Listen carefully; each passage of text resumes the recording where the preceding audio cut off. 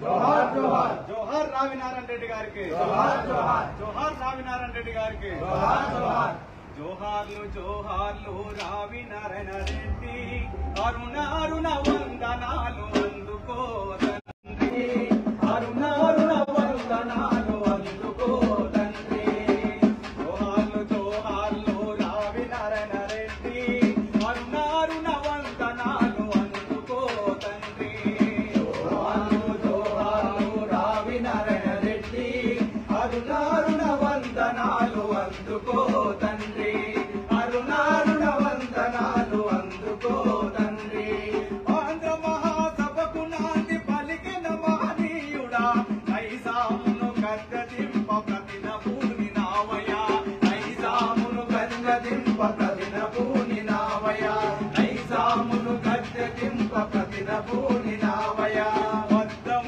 ఎల్లారెడ్డి మత్తుంతో కలిసి మీరు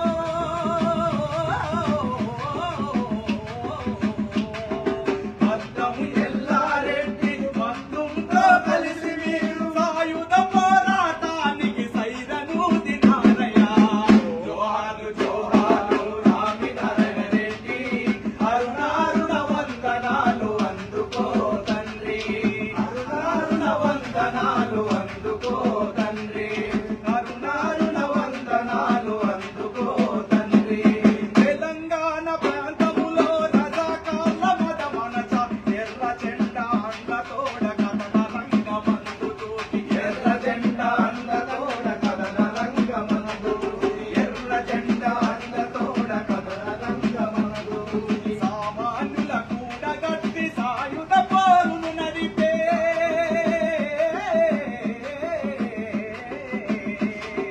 సామాన్యుల కూడగట్టి సాయుధ పోరును నడిపే సాహసమైన నైజామును గెలిచిన మహతీరుడా జోహార్లు జోహార్లు రావినారాయణ రెడ్డి అరుణ అరుణ వందనాలు అందుకో తండ్రి అరుణ అరుణ వందనాలు అందుకో తండ్రి మొట్టమొదటి ఎన్నికల్లో నెహ్రూనే అధిగమించి తొట్ట సట్ట సభలో అడుగెలిచిన ఘనత నీది సట్ట సభలో అడుగెలిన ఘనత నీది సట్ట సభలో అడుగెలిచిన ఘనత నీది నీ చరితను నల్లగొండ గుట్టలే చెబుతాయి నీ త్యాగం నీ శౌర్యం జనము గుండెలుంటాయి జోహార్లు జోహార్లు రావినారాయణ రెడ్డి అరుణ అరుణ వందనాలు అందుకో తండ్రి అరుణ అరుణ వందనాలు అందుకో తండ్రి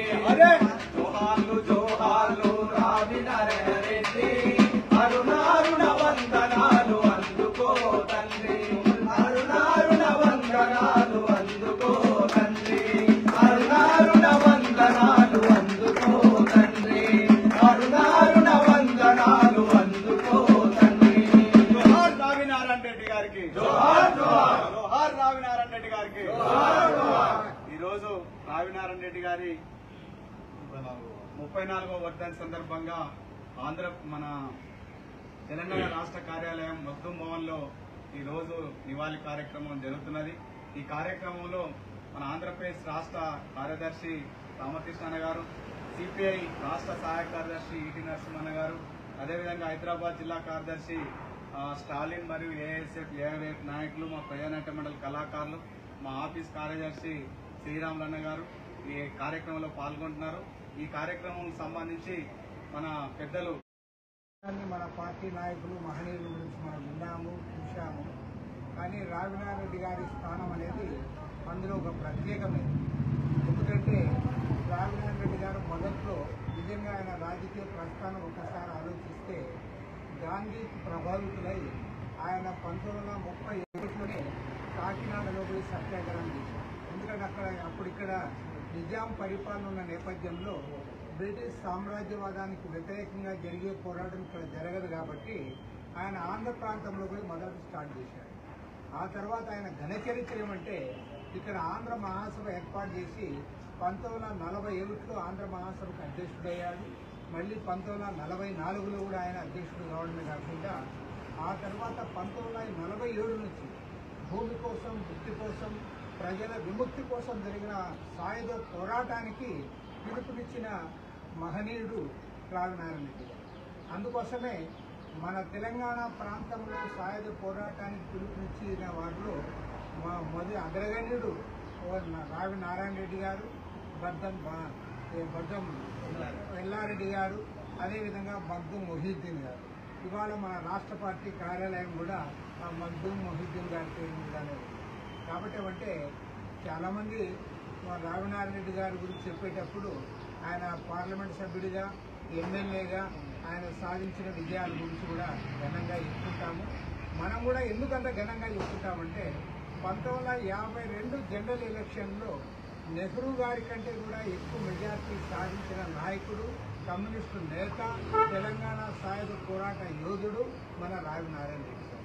కాబట్టి వాళ్ళ గర్వంగా అది చెప్పుకోగలుగుతాం. దాన్ని నెహ్రూ గారు కూడా గౌరవించారు. అందుకోసం పార్లమెంటు భవనంలోకి ముందు రావినారాయణ రెడ్డి గారు అడుగుడిన తర్వాతనే ఎంపీలందరూ కూడా పోవాలి. ఆ తర్వాత మళ్ళీ ఎమ్మెల్యేగా ఉన్నాడు. అక్కడ శాసనసభలో ప్రతిపక్ష నాయకుడిగా పనిచేశారు. పబ్లిక్ అకౌంట్స్ చైర్మన్గా పనిచేశారు.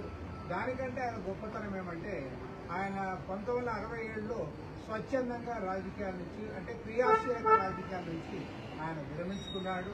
తర్వాత ఆంధ్ర యూనివర్సిటీకి ఆయనకు గౌరవ డాక్టరేట్ కూడా ప్రసాదించడం జరిగింది.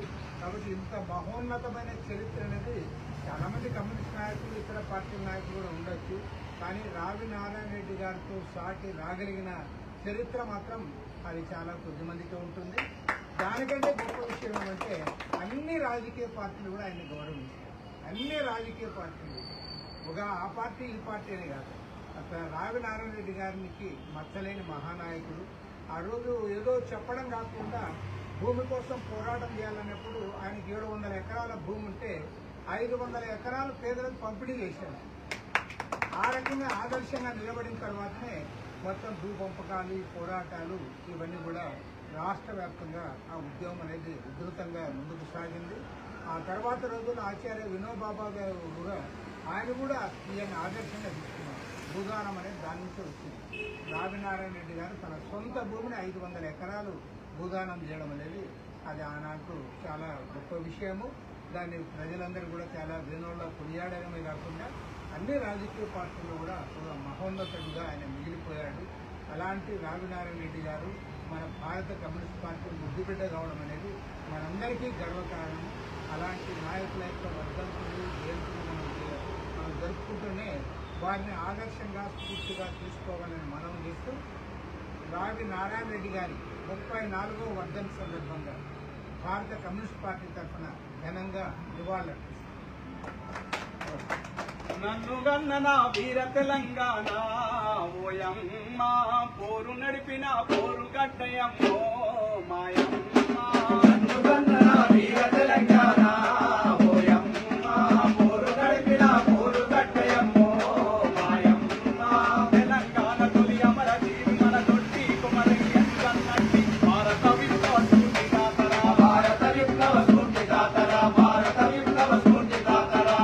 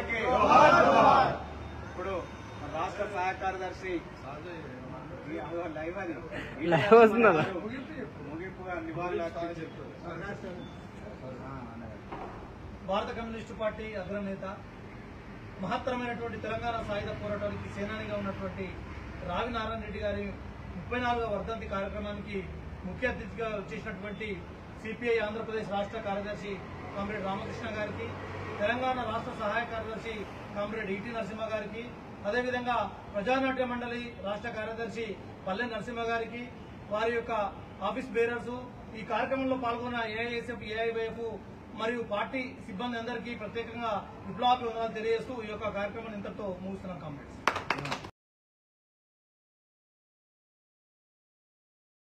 ఈ నల్గొండ జిల్లాలో సాయుధ రైతాంగ పోరాటానికి ఊపిరిలూది ఆనాడు ఇది నల్లగొండ కాదు ఎర్రగొండ అని చెప్పి ఈ ప్రాంతం నుంచి ఉద్యమానికి ఊపిరిలూది భూమి కోసం, భుక్తి కోసం, విముక్తి కోసం సాయుధ రైతాంగ పోరాటాన్ని నిర్మించి నిజాము నవాబుల నుంచి, రజాకర్ల నుంచి విముక్తి కలిగించిన గడ్డ ఏది అంటే అది నల్లగొండ గడ్డ, తుంగతుర్తి ప్రాంతం అని చెప్పి ఈ రోజు మనం చెప్పుకోక తప్పదు. ఈ నల్లగొండ ప్రాంతానికి మొట్టమొదటి పార్లమెంట్ ఎన్నికలు జరిగినప్పుడు ఆనాటి ప్రధానమంత్రి పండిట్ జవహర్ లాల్ నెహ్రూ కంటే కూడా రావి నారాయణ రెడ్డి గారికి అత్యధిక మెజారిటీ ఇచ్చి ఈ ప్రాంత సాయుధ రైతాంగ పోరాట పౌరుష దేశానికి చాటి చెప్పిన ప్రాంతం. ఈ ప్రాంతంలో ఒక ధర్మభిక్షం కావచ్చు, ఒక దొడ్డి కోమరయ్య కావచ్చు, ఆరుట్ల కమలాదేవి కావచ్చు, పల్లు స్వరాజ్యం కావచ్చు, సాయుధ రైతాంగ పోరాటంలో నిలబడి పేదల కోసం అసూల బాసిన వాళ్ళు ఎంతో మంది నల్గొండ జిల్లా నుంచి ఉన్నారు. ఈ నల్గొండ జిల్లా చరిత్రనే తెలంగాణ చరిత్ర అంటే అతిశయోక్తి కాదు. ఈనాడు తెలంగాణ చరిత్ర ఎవరు లిఖించినా, చరిత్రకారులు ఎవరు ప్రస్తావించినా నల్గొండ గడ్డ గురించి ప్రస్తావించకుండా ఉండలేదు.